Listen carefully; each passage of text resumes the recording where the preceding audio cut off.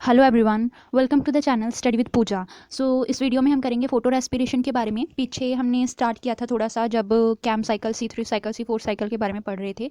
तो हमने पढ़ा था कि C3 साइकिल में फोटो रेस्पिरेशन चलती है, जिसकी वजह से प्लांट्स को नुकसान होता है। क्यों? उसमें ग्लूकोज भी नहीं बन पाती है और जो कार्बन डाइऑक्साइड है वो यूज़ नहीं हो पाती, ठीक है, और ऑक्सीजन ज़्यादा हो जाती है और एनर्जी यूज़ हो जाती है सारी की सारी प्लांट की ऑक्सीजन के साथ रिएक्ट करने में, ठीक है।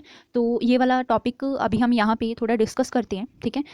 तो इसके पहले फोटो रेस्पिरेशन स्टार्ट करने के पहले हम पहले इनके बारे में देख लेते हैं। ये देखो, जो C3 प्लांट्स होते हैं, ठीक है, C3 प्लांट्स में क्या होता है कि कैल्विन साइकिल चलता है। क्यों? क्योंकि कार्बन डाइऑक्साइड यहाँ पे रिएक्ट कर रही थी, तो कार्बन डाइऑक्साइड रिएक्ट करेगी तो सीधा ग्लूकोज बनेगा, प्लांट को एनर्जी मिल जाएगी। C4 पाथवे में क्या होता है, असल में प्लांट्स जो हैं वो स्पेशली अडेप्टेड होते हैं इन्वायरमेंट को लेके, क्योंकि वो ड्राई कंडीशन में रहते हैं। उनकी उनकी ट्रांसपीरेशन की वजह से, ट्रांसपीरेशन क्या होती है, जब जो लीव का सरफेस है उसमें से वाटर वेपर्स की फॉर्म में लॉस हो जाता है, तो उसको हम ट्रांसपीरेशन बोलते हैं। तो उसकी वजह से प्लांट में वाटर की कमी हो सकती है, ठीक है। अदरवाइज प्लांट जो है उसमें ग्लूकोज भी नहीं बनती, कार्बन डाइऑक्साइड थोड़ी कम होने की वजह से। तो इसीलिए कार्बन डाइऑक्साइड को संभाल के रखने के लिए पहले C4 साइकिल चलाते हैं, देन कार्बन डाइऑक्साइड जो इनमें आती है उसी कार्बन डाइऑक्साइड को कैल्विन साइकिल में यूज़ करते हैं ताकि ग्लूकोज बन सके, ठीक है। उसके बाद हमने किया था कैम पाथवे, ठीक है। कैम पाथवे में क्या होता है, दिन के टाइम पे ये प्रोसेस नहीं चलती, रात के टाइम पे मतलब दिन के टाइम पे स्टोमेटा क्लोज रहता है। रात के टाइम पे क्या हुआ था कि जो कार्बन डाइऑक्साइड है, स्टोमेटा खुलने की वजह से वही कार्बन डाइऑक्साइड अंदर जाती है, C4 साइकिल चलाती है, देन जो कार्बन डाइऑक्साइड बचती है, ठीक है, मतलब कैम पाथवे चलाती है, जो कार्बन डाइऑक्साइड स्टोर हो जाती है मैलेट फॉर्म में, वही कार्बन डाइऑक्साइड दिन के टाइम पे फिर से ब्रेक होके, मतलब अलग होके, मैलिक एसिड के ब्रेक होने से कार्बन डाइऑक्साइड फिर से अलग होगी, देन कैल्विन साइकिल चलेगा, ठीक है। तो इस तरह से ये पाथवे सारे काम करे थे, ठीक है। तो अगर इसके बारे में आपने नहीं पढ़ा हुआ है तो आप पिछली वीडियोस में जाके चेक कर सकते हो, क्योंकि ये काफ़ी इंपॉर्टेंट साइकिल है। इनमें से मैं कई क्वेश्चन पूछ लेते हैं, तो आपको इन चीज़ों के बारे में पता होना ज़रूरी है, ठीक है। एग्जाम में इसके बारे में पूछा जा सकता है। तो अभी आते हैं आगे, photo respiration. Photo respiration word से ही क्लियर हो जाता है कि फोटो रेस्पिरेशन होती क्या है। देखो, फोटो मीन्स क्या होता है, लाइट, एंड रेस्पिरेशन का मतलब क्या होता है, जैसे हमारे अंदर रेस्पिरेशन होती है, हम ऑक्सीजन को यूज़ करते हैं एंड कार्बन डाइऑक्साइड हमारी बॉडी में से रिलीज होती है, वैसे ही लाइट की हेल्प से जब प्लांट्स रेस्पायर करते हैं, लाइट की हेल्प से, वैसे तो प्लांट्स कार्बन डाइऑक्साइड को यूज़ करके ऑक्सीजन रिलीज करते हैं, पर उनको भी तो रेस्पिरेशन के लिए चाहिए ना ऑक्सीजन। तो वो क्या करती हैं, जब लाइट की प्रेजेंस में जो उनके अंदर ऑक्सीजन है बहुत सारी, तो उसी ऑक्सीजन को यूज़ करके वो कार्बन डाइऑक्साइड को रिलीज करते हैं, ठीक है। मतलब ऑक्सीजन को ज़्यादा यूज़ करेंगे ये, ठीक है।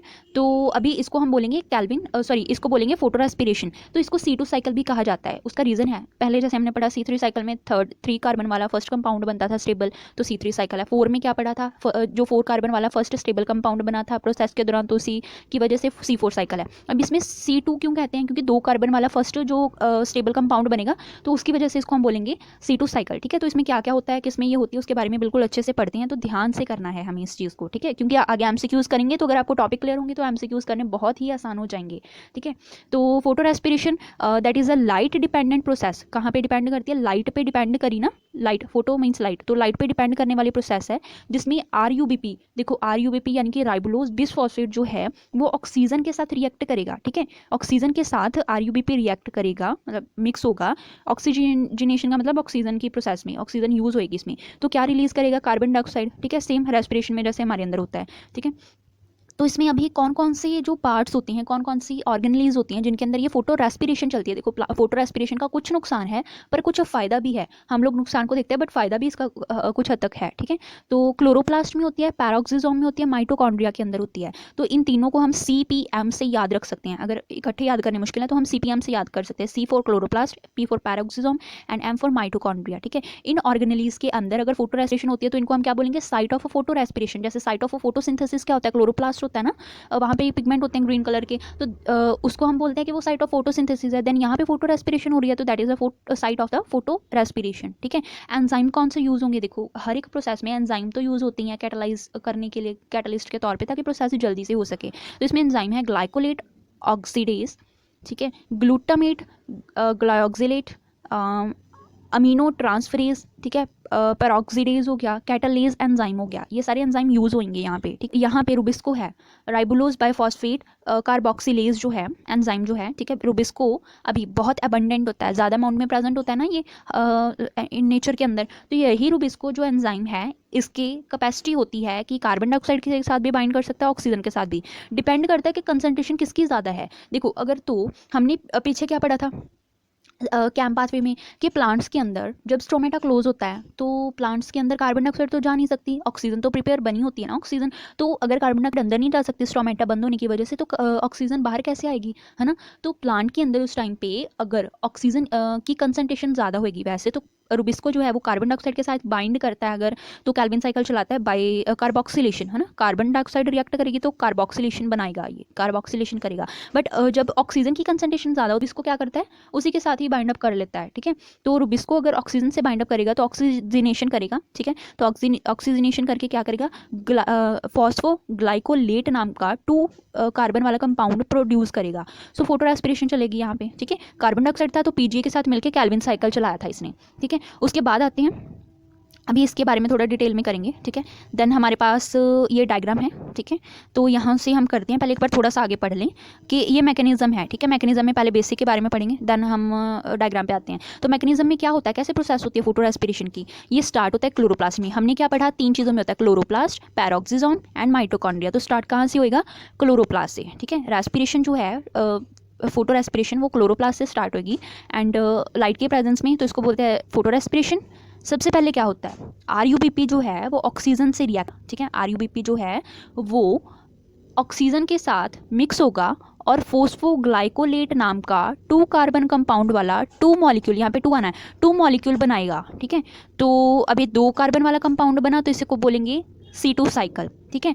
तो ये तो था कि इसने फोस्फोग्लाइकोलेट बनाया विद हेल्प ऑफ ऑक्सीजन, ठीक है, ऑक्सीजन के साथ। तो यही फोस्फोग्लाइकोलेट जो है वो डीफॉस्फोरिलेशन की वजह से ग्लाइकोलेट में कन्वर्ट होएगा, जैसे स्टेप बाय स्टेप प्रोसेस चलती है ना उसमें। पहले आरयूबीपी ऑक्सीजन से मिला, फोस्फोग्लाइकोलेट बनाया, 2 कार्बन कंपाउंड 2 मॉलिक्यूल वाला कंपाउंड, ठीक है। तो यही फोस्फोग्लाइकोलेट है, इसकी डीफॉस्फोरिलेशन होगी, मतलब फॉस्फेट जो था इसमें एक ऑर्गेनिक फॉस्फेट है उसको निकाल दो, ठीक है। तो डीफॉस्फोरिलेशन होगी, मतलब फॉस्फेट निकल गया तो क्या बचा, फॉस्फेट यहाँ से निकाल दिया हमने, तो ग्लाइकोलेट बना ना, तो ग्लाइकोलेट बना। इसके आगे आगे प्रोसेस होगी, वो हम आगे पढ़ते हैं, ठीक है। तो अभी ये तो कार्बन ऑक्सीजन के साथ बाइंड अप थी। अगर ये जो है वो कार्बन डाइऑक्साइड के साथ बाइंड अप कर जाए, आरयूबीपी कार्बन डाइऑक्साइड अगर थोड़ी बहुत है या कार्बन डाइऑक्साइड की कंसंट्रेशन है तो उसके साथ बाइंड अप करेगा, तो 3 कार्बन वाला कंपाउंड बनाएगा पीजीए, ठीक है।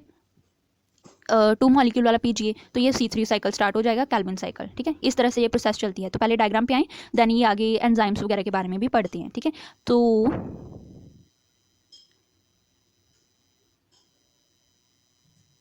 ये है हमारा डायग्राम, ठीक है। इसमें क्या बताया हुआ है, देखो पहले क्लोरोप्लास्ट में चली ये प्रोसेस, ठीक है। क्लोरोप्लास्ट में क्या हुआ कि जो हमारे पास राइबोलोज बिसफॉस्फेट था, राइबोलोज 1,5 बिसफॉस्फेट था, ठीक है। तो वो ऑक्सीजन के साथ बाइंड अप करा, ठीक है। ऑक्सीजन के साथ बाइंड अप करेगा तो वो यहाँ पे फॉस्फोग्लाइकोलेट बनाएगा, ठीक है। अदरवाइज यहाँ पे अगर तो वो कार्बन डाइऑक्साइड से बाइंड अप करता है तो कैल्विन साइकिल चलाएगा, ठीक है। कैल्विन साइकिल चला के वो ग्लूकोज बना देगा। बट अगर तो वो रिएक्ट कर रहा है ऑक्सीजन के साथ तो फॉस्फोग्लाइकोलेट बनाएगा, 2 मॉलिक्यूल बनाए फॉस्फोग्लाइकोलेट के और 2 कार्बन वाला कंपाउंड है, तो इसको क्या बोलेंगे हम, ये C2 साइकिल है। तो इसमें से क्या हुआ, डिफॉस्फोरिलेशन हुई, एक फॉस्फेट और इनऑर्गेनिक फॉस्फेट निकला, सॉरी 2 इनऑर्गेनिक फॉस्फेट निकले, 2 है ना, 2 मॉलिक्यूल हैं तो दोनों ही मॉलिक्यूल में से एक एक फॉस्फेट निकालना पड़ेगा, तो 2 मॉलिक्यूल इनऑर्गेनिक फॉस्फेट के निकल गए। तो 2 कार्बन कंपाउंड वाले 2 ही मॉलिक्यूल बने ग्लाइकोलेट के, फॉस्फेट निकल गया। देन ये ग्लाइकोलेट जो होता है ना, ये ग्लाइकोलेट देन पैरोक्सिसोम में एंटर करता है, ठीक है। पैरोक्सिसोम में जो ग्लाइकोलेट होता है, अभी इसमें अगर ऑक्सीजन ऐड होती है, ठीक है, ऑक्सीजन ऐड हुई तो इसने क्या बना दिया, हाइड्रोजन परऑक्साइड बना दिया, ठीक है। हाइड्रोजन परऑक्साइड बाद में अगर टूट जाए तो वाटर और हाफ मॉलिक्यूल ऑफ ऑक्सीजन जो है वो प्रोड्यूस कर देता है। बट हमने यहाँ पे कौन सा देखा है, ठीक है, ये कन्वर्ट हुआ ऑक्सीजन की प्रेजेंस में हाइड्रोजन परऑक्साइड बनने से ग्लायो ऑक्जिलेट, ठीक है, ग्लाइऑक्जिलेट में कन्वर्ट हुआ। देन यही ग्लाइऑक्जिलेट जो है ये अभी भी 2 कार्बन कंपाउंड है, ठीक है। देन ये ग्लाइसिन बनेगा, ग्लाइसिन जो है वो माइटोकॉन्ड्रिया में चला जाएगा, माइटोकॉन्ड्रिया में ये ग्लाइसिन 2 कार्बन कंपाउंड है, 2 मॉलिक्यूल वाला। अभी इसमें से कार्बन डाइऑक्साइड निकल जाएगी, ठीक है, कार्बन डाइऑक्साइड निकल जाएगी। देन NH3 ग्रुप भी जो है वो रिमूव हो जाएगा। यहाँ पे एक स्टेप नहीं है, यहाँ पे ना वो हमारे पास NH2 होता है, वो यहाँ पे ऐड होता है, ठीक है, फॉर्म में ऐड होता है NH2, ग्लाइसिन तभी बनता है, ग्लाइऑक्सिलेट में NH2 ग्रुप ऐड होगा, देन ग्लाइसिन बनेगा। तो यही ग्लाइसिन जो है वो आगे पास करेगा, ठीक है, तो कार्बन डाइऑक्साइड निकल जाएगी, NH3 ग्रुप भी निकल जाएगा, ठीक है। तो इवन जो NAD पॉजिटिव होता है यहीं पे बहुत ज़्यादा पड़ा होता है, तो उसको चाहिए हाइड्रोजन, वो उसको हाइड्रोजन मिल जाएगी यहाँ से रिएक्शन की वजह से, तो NADH प्लस H पॉजिटिव बना देगा, ठीक है, हाइड्रोजन आयन बन गए। देन जो ग्लाइसिन है, जब इसकी ये प्रोसेसिंग होती है तो सेरीन नाम का कंपाउंड बनता है। वो सेरीन जो है वो माइटोकॉन्ड्रिया में से, अभी सेरीन जो है ये 3 कार्बन कंपाउंड है, देखो यहाँ तक सारा 2 कार्बन कंपाउंड था, अभी क्या बना 3 कार्बन वाला कंपाउंड बनता है सेरीन। सेरीन जो है वो पास करता है आगे दोबारा से तो नहीं, मतलब ये फिर से रिएक्शन जो है पेरोक्सीसोम में चलेगी, बट अभी पहले निकला ग्लाइसिन था, पास करेगा सेरीन, सेरीन ब्रेक होता है एंड हाइड्रोक्सी पाइरुवेट बनाता है। हाइड्रोक्सी पाइरुवेट जो है वो NADH प्लस H पॉजिटिव जो यहाँ पे बना था वो ऐसे ही ओके, यहाँ से ना NH2 ग्रुप निकल जाएगी, इन्होंने ऐड नहीं किया, यहाँ पे NH2 ग्रुप ऐड हुआ था ग्लाइसिन बनने के लिए। सेरीन जो है जब वो एंटर करा तो उसमें से NH2 ग्रुप इधर ही निकल गया, ठीक है, यहीं पे ऐड हुआ था, इसी पेरोक्सिसोम में इसी में ही निकल जाएगा ताकि वो फिर से आगे बाइंड कर सके, ठीक है। तो सेरीन जो है वो हाइड्रोक्सी पाइरुवेट बनाता है। हाइड्रोक्सी पाइरुवेट जो है वो NADH प्लस H पॉजिटिव को यूज़ करके ग्लिसरेट बनाता है एंड NADH को रिलीज कर देता है। जो ग्लिसरेट बना वो अभी क्लोरोप्लास्ट में वापस जाएगा, ठीक है, क्लोरोप्लास्ट में जाके जो ग्लिसरेट है वो ATP को यूज़ करेगा। अभी देखो हमने पढ़ा था ना कि जो ATP बनता है वो यहीं पे यूज़ होता है, प्लांट में ग्लूकोज भी नहीं बनती है प्रॉपर, है ना, क्योंकि बहुत कम चांसेस होते हैं बनने के, बड़ी मुश्किल से निकल के यहाँ पे कैल्विन साइकिल चला तो चलेगा, ठीक है, अदरवाइज एनर्जी लूज़ हो जाती है। ATP भी एनर्जी देखो यूज़ हो गया, और बाकी के एनर्जी करेंसी भी यहाँ पे यूज़ होती है, ग्लूकोज भी नहीं बनता है, ठीक है। तो ग्लिसरेट जो है वो PGA बनाएगा, ATP में से एक फॉस्फेट लेके उसको डाइफॉस्फेट में कन्वर्ट किया, तो जो फॉस्फेट बना वो इसी को दे दिया और PGA बना। PGA फिर कैल्विन साइकिल चलाएगा अगर उसके पास कार्बन डाइऑक्साइड उसको मिलती है तो, ठीक है, तो फिर वो कैल्विन साइकिल वगैरह चला के देन फिर से राइबोलोज 1,5 बिस फॉस्फेट तैयार करेगा। तो इस तरह से ये प्रोसेस चलती है। अभी थोड़ा सा इसके बारे में डिटेल में पढ़ लेते हैं, ठीक है। तो ये है हमारे पास मैकेनिज़्म, ठीक है। हमने क्या किया कि ये वाला तो हमने पढ़ लिया था ना, कि जो RUBP है ऑक्सीजन से बाइंड करेगा तो फॉस्फोग्लिसरेट देन ग्लाइकोलेट बनाएगा, फॉस्फोग्लाइकोलेट से ग्लाइकोलेट बनाएगा।